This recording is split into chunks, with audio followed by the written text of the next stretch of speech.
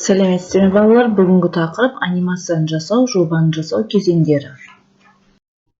Сабақтың мақсаттары: алгоритм жазу жолдарын білу, жобаның тақырыбын, мақсатын және міндеттерін айқындау. Критерийлер: білу және түсіну, білімді қолдану. Алгоритмнің түрін анықтаңыз. Сабақ барысында саңырауқұлақты жинау, үй тапсырмасын орындау, жорыққа рюкзак дайындау қандай алгоритм түріне жататынын анықтайсыздар. Негізгі алгоритм құрылымдар.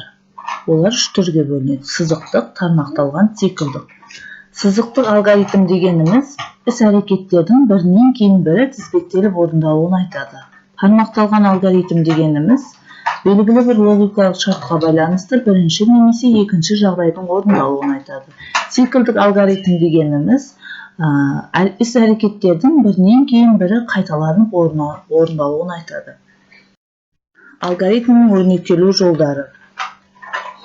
Ол екі түрге бөлінеді: табиғи тілде және бағдарламалық тілде. Табиғи тілде деген мұртатқышты орнату туралы нұсқаулық, мысалға мына жерде. Ал пиццаны дайындау рецепті, бұның барлығы табиғи тілде жазылған. Бағдарламалық тіл дегеніміз мұнда Logo тіліндегі бағдарламалау тілінде жазылған, ал мұнда Scratch бағдарламалау тілінде жазылған. Бұның бәрі бағдарламалық тілде жазылған болып айтылады. Анықтамалар жазып аламыз дәптерлеріңізге.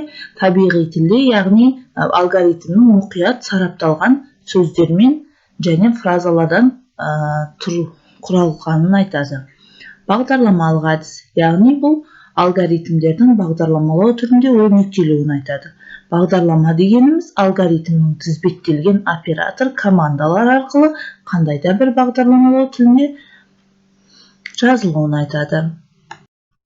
Жобаны жасау кезеңдері. Ол бірнеше кезеңге бөлінеді. Біріншісі тапсырманың қойылуы, жобаның дизайны, жобаны құрастыру, құжаттарды рәсімдеу, жобаны ұсыну, яғни презентация жасау.